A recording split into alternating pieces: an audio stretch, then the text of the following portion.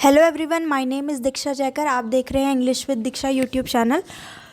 इस वीडियो में मैंने द हिंदू न्यूज़पेपर जो कि 29 मार्च का द हिंदू न्यूज़पेपर का मैंने एक छोटा सा पैराग्राफ उठाया है और इससे मैं आपको बताऊंगी कि कैसे आप पैराग्राफ को, जो भी एडिटोरियल आता है न्यूज़पेपर में, उसको किस तरीके से ध्यान देते हुए रीड कर सकते हो और कि क्या क्या चीज़ पर फोकस करना होता है और उससे आप ग्रामर पे कैसे देख लेंगे, ध्यान दे लेंगे, वर्ड को कैसे सीखेंगे अपने आप।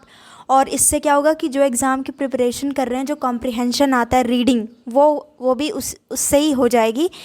तो बहुत मुश्किल से ये एक ऐसा आर्टिकल मिला है, उस आर्टिकल का छोटा सा पैराग्राफ मिला है जो कि काफ़ी इजी लैंग्वेज में है, जिससे कि बिगिनर लेवल के स्टूडेंट को भी समझ में आए। तो मैं इसको सबसे पहले मैं इसको रीड करूँगी, उसके बाद मैं इसमें जो भी हाईलाइट है, जो भी चीज़ें मुझे एक्सप्लेन करनी होगी वो मैं आपको समझाऊंगी। तो ये आज के न्यूज़पेपर का ये हेडिंग है, ये आर्टिकल आया था जिसका आर्टिकल की हेडिंग है understanding the street dogs human conflict. यानी कि अंडरस्टैंड करना, समझते हैं कि जो स्ट्रीट डॉग्स होते हैं, जो कि रास्ते में जो कुत्ते होते हैं, डॉग्स होते हैं, और ह्यूमन के बीच क्या कॉन्फ्लिक्ट है, यानी कि क्या प्रॉब्लम्स चल रही है आपस में, क्या कॉन्फ्लिक्ट है। सबसे पहले मैं ये पूरा पैराग्राफ रीड करूँगी और आप प्रोनाउंसिएशन को ध्यान दीजिएगा। उसके बाद मैं बताऊँगी कि इसको किस तरीके से समझना होता है हमें। For about 25,000 years, we have coexisted with dogs. Dogs protect us and give us emotional support and companionship. They are loyal, friendly, and intelligent. We are now witnessing a disintegration of this beautiful bond. Intolerance is growing not only towards dogs but also cats, cows, birds, and other creatures. We then extend the same intolerance towards friends, family, neighbors, co-workers, co-passengers, and strangers. It has been proven that when a person is mean to animals, he is also mean to his own species. तो ये मैंने पूरा पढ़ा। अब इसमें आपको मैं कुछ कुछ चीज़ों को एक्सप्लेन करने जा रही हूँ। सबसे पहले हमें लाइन बाय लाइन समझना है। फॉर अबाउट 25,000 ईयर्स, सबसे पहले मैं जनरल मीनिंग बता दूँ, फिर एक एक समझेंगे।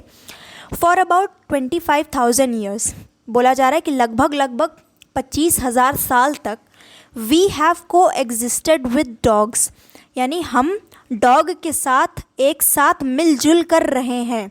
को एग्जिस्ट किया है हमने, एक साथ एग्जिस्ट किया है। डॉग्स प्रोटेक्ट अस, डॉग हमें प्रोटेक्ट करते हैं, हमारी रखवाली करते हैं। And give us emotional support, और हमें वो डॉग जो होते हैं इमोशनली सपोर्ट देते हैं, यानी कि डॉग से इमोशंस जुड़ जाते हैं, वो हमें इमोशनल सपोर्ट देते हैं। एंड कंपेनियनशिप, कंपेनियनशिप मीन्स साथ भी देते हैं हमारा। दे आर लॉयल, दे किसके लिए यूज़ हो रहा है? डॉग के लिए। डॉग क्या होते हैं? लॉयल होते हैं, यानी वफ़ादार होते हैं। फ्रेंडली होते हैं, यानी उनका नेचर फ्रेंडली होता है, ये नहीं कि आपको काटें या खा जाएं, आपके साथ अच्छे से एक फैमिली मेम्बर की तरह रहते हैं। एंड इंटेलिजेंट, और तेज भी होते हैं कि कोई बाहरी आदमी आए तो उसके लिए भौंकते हैं, इंडिकेशन देते हैं कि कोई बाहर का आया है। We are now witnessing a disintegration, पर अब हम लोग अब नाउ यानी अब विटनेस कर रहे हैं, यानी कि देख रहे हैं। क्या देख रहे हैं? अ डिसइंटीग्रेशन, यानी कि अलगाव देख रहे हैं, दूरी देख रहे हैं, सेपरेशन देख रहे हैं ऑफ दिस ब्यूटीफुल बॉन्ड। कौन सा ब्यूटीफुल, खूबसूरत बॉन्ड? जो डॉग और ह्यूमन का जो खूबसूरत बॉन्ड था, रिश्ता था, बॉन्डिंग थी उनकी, अब हम विटनेस कर रहे हैं, यानी कि देख रहे हैं सेपरेशन उस खूबसूरत रिश्ते में। इनटॉलरेंस इज़ ग्रोइंग, इनटॉलरेंस यानी कि इम्पेशेंस, यानी कि धैर्य ना होना। तो हमारा जो धैर्य है वो गायब हो रहा है। हमारे अंदर का जो इनटॉलरेंस यानी कि आपके अंदर पेशेंस होने की बिल्कुल कैपेसिटी ना होना। तो आपके अंदर का जो इनटॉलरेंस है वो बढ़ रहा है, is growing. Not only towards dog, ना सिर्फ डॉग के प्रति, but also cat, cow, bird and other creature. यानी कि ना सिर्फ आप डॉग से चिढ़ रहे हो, उनको पत्थर मार रहे हो और उनसे आप इम्पेशेंट हो चुके हो, पर आप वही काम आप कैट के साथ भी कर रहे हो, काऊ के साथ भी करना शुरू कर दिया है, चिड़िया के साथ भी कर रहे हो, एंड अदर क्रिएचर यानी कि बाकी एनिमल्स के साथ भी। We then extend the same intolerance towards friends, family, neighbours. और फिर हम यही सेम तरीके, extend the same intolerance, extend करने का मतलब क्या होता है यहाँ पे, कि हम वही काम सेम दूसरों के साथ भी कर रहे हैं, वही काम फैला रहे हैं। सेम इंटॉलरेंस हम कर रहे हैं टूवर्ड्स फ्रेंड्स, दोस्तों के साथ भी हम वही बुरा व्यवहार कर रहे हैं, फैमिली के साथ भी, नेबर पड़ोसी के साथ भी, कोवर्कर्स यानी हमारे जो साथ जो काम करने वाले हैं वो भी, को पैसेंजर यानी हमारे साथ जो ट्रैवल करते हैं वो भी, एंड स्ट्रेंजर्स यानी अजनबी के साथ भी। इट हैज़ बीन प्रूवन यानी कि ये प्रूव हो चुका है, that when a person is mean to animals, यानी कि जब कोई इंसान जानवरों से बहुत मीन होता है, बुरा व्यवहार करता है, मतलब दिखाता है, बस अपना मतलब के लिए उनके साथ रहता है, वरना उनको मारता भी है, कुछ भी करता है, then he is also mean to his own species, यानी कि कोई अगर इंसान डॉग के साथ बुरा व्यवहार करता है जानवरों के साथ, तो यानी वो अपने ह्यूमन के साथ भी अच्छा व्यवहार नहीं कर सकता है। तो अब ये एक जनरल मीनिंग थी, अब इसमें से आप क्या क्या सीख सकते हैं, अब उस पर सिर्फ फोकस करेंगे। तो क्या क्या चीज़ है, नेक्स्ट क्या है, सबसे पहले जो मैंने येलो से मार्क किया है, फॉर अबाउट 25 ईयर्स। अब जैसे आपको हिंदी में बोलना है कि लगभग इतने सालों के लिए, तो आपको इस तरीके से बोलना है, फॉर अबाउट यूज़ करना है, फॉर अबाउट 5 ईयर्स यानी फॉर लगभग 5 साल के लिए, आई वॉज देयर बोलना है। अगर मैं I was in Delhi for about 6 years, यानी कि मैं दिल्ली में था लगभग 5 या 6 साल के लिए। तो सबसे पहले आपने ध्यान दिया कि अगर आपको कभी भी बोलना हुआ कि लगभग इतने साल के लिए, तो आप इस तरीके से बोलेंगे, फॉर अबाउट 25,000 ईयर्स, या फिर जो भी ईयर। ये पहली चीज़ आपको सीखनी थी। नेक्स्ट वोकैब आपको सीखना था, को एग्जिस्टेड। को एग्जिस्ट करने का मतलब एक साथ रहना, घुल मिल के रहना। दूसरा क्या मीनिंग सीखना था, कंपेनियनशिप का। ये बहुत अच्छा वर्ड है कि दे गिव अस कंपेनियनशिप। जैसे कि आप कहोगे, आई वॉन्ट योर कंपेनियनशिप। अगर कोई हस्बैंड अपनी वाइफ से कह रहा है कि I want your companionship in my life, तो वो क्या कह रहे हैं, आई वॉन्ट योर साथ, मतलब आपका साथ चाहिए। तो साथ को इंग्लिश में बहुत अच्छा वर्ड है कंपेनियनशिप। तो ये वर्ड आप इस पैराग्राफ से सीख सकते थे खुद से अगर पढ़ रहे होते तो। नेक्स्ट वर्ड आपको सीखना है, विटनेस करना। अगर आप कोई चीज़ को विटनेस कर रहे हो यानी कि आप देख रहे हो, वी आर नाउ विटनेसिंग, हम अब देख रहे हैं, तो ये वर्ड सीख लिया आपने, विटनेस। नेक्स्ट क्या वर्ड आपको सीखना था इसमें, डिसइंटीग्रेशन। ये एक अच्छा वर्ड है। इंटीग्रेशन का मतलब एडिशन, जुड़ जाना, ठीक, मिल जाना। और डिस लग गया, डिसइंटीग्रेशन यानी किसी अलग हो जाना, सेपरेट हो जाना। तो डिसइंटीग्रेशन आपको यहाँ से सीखना था। Next word, creatures.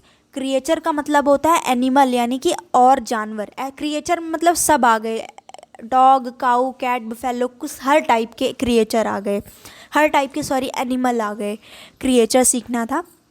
तो इनटॉलरेंस कि आपके अंदर बिल्कुल धैर्य ना होना, पेशेंस ना होना। कंपेनियनशिप मीन्स साथ, विटनेस मीन्स देखना, क्रिएचर मीन्स एनिमल। अब इसमें एक और अच्छा सा सेंटेंस था, we then extend the same intolerance, यानी कि एक्सटेंड मीन्स किसी चीज़ को दूसरों के साथ शेयर करना। एक्सटेंड का सीधा मतलब होता है शेयर करना। ये एक थोड़ा एडवांस सेंटेंस है कि we then extend the same intolerance. अगर आपको नहीं पता होगा कि ये किस तरह है तो समझ नहीं आएगा कि आप क्या चीज़ एक्सटेंड करते हो, क्या बढ़ा देते हो। एक्सटेंड मीन्स तो बढ़ा देना होता है, पर इसका मतलब शेयर करना होता है, शेयर के सेंस में यूज़ होता है। जैसे कि अगर मुझे कोई अवॉर्ड मिला या फिर मुझे कोई खुशी मिली, तो मैं बोलूँगी I want to extend this happiness with my friends. तो मैं कहना चाहूँगी कि मैं इस खुशी को बांटना चाहूँगी अपने फ्रेंड के साथ। तो ये एक्सटेंड इस सेंस में यहाँ पे यूज़ हुआ है। तो ये 1 2 3 4 5 6 7 बिगनर लेवल के हिसाब से ये 5-6 वर्ड थे हमें मिले। एक ग्रामर चीज़ हमने सीखा, और एक और क्या था कि कोई चीज़ अगर हो चुकी है प्रूव, कोई सिंगुलर चीज़, जैसे कि इट हैज़ बीन प्रूवन, तो आप प्रूव का प्रूवन हो जाएगा फॉर्म, और हैज़ बीन आएगा। तो एक ये चीज़ भी देख सकते हैं कि कोई चीज़ प्रूव हो चुकी है तो इसको इंग्लिश में बोलने के लिए हमेशा से बोल सकते हैं कि इट हैज़ बीन प्रूवन, या फिर this have been proven, this has been proven. तो इस तरीके से इस छोटे से पैराग्राफ में इतनी सारी चीज़ आपको सीखने को मिली। तो ये एडिटोरियल जिसको अगर स्टार्ट करना है तो सबसे पहले छोटे छोटे सेक्शंस को पढ़ना होगा, क्योंकि मेजॉरिटी में क्या होता है कि उसके लिए आपको नॉलेज होनी चाहिए डेमोक्रेसी की, पार्लियामेंट की, करंट में जो अफेयर्स चल रहे होते हैं उनकी, क्योंकि न्यूज़ अगर उनसे रिलेटेड है तो वो जाहिर सी बात है नहीं समझ में आएगी। कि किसी ऑर्गेनाइजेशन की बात होगी या किसी रूल की बात होगी, किसी आर्टिकल 12 की बात होगी, तो वो क्या है, उसके लिए नॉलेज होनी चाहिए कि वाकई आर्टिकल 12 है क्या अपने कॉन्स्टिट्यूशन में, क्योंकि वो उससे इंग्लिश का कोई नाता नहीं है, उसके लिए नॉलेज होनी ही चाहिए। तो ये एक ऐसा आर्टिकल था जो सबको समझ आ सकता था, छोटा सा, क्योंकि इसमें किसी रूल या किसी चीज़ की बात नहीं हुई है, सिंपल लैंग्वेज में था, और इसी टाइप के पैराग्राफ आपको एग्ज़ाम में मिल जाते हैं। तो इस तरीके से आप पढ़ सकते हैं। ये छोटा सा एक डेमो था। सो अगर आपको वीडियो अच्छा लगा हो तो आप चैनल को सब्सक्राइब कर सकते हैं। मेरे चैनल पे ये सिर्फ इंग्लिश के लिए आपको वर्ड पावर की सीरीज़ इस वक्त चल रही है, और डेली हम द हिंदू न्यूज़पेपर के 5 से 6 वर्ड को भी सीखते हैं। So if you like this video, do subscribe to my channel and also hit the notification bell, and thank you so much for watching this video.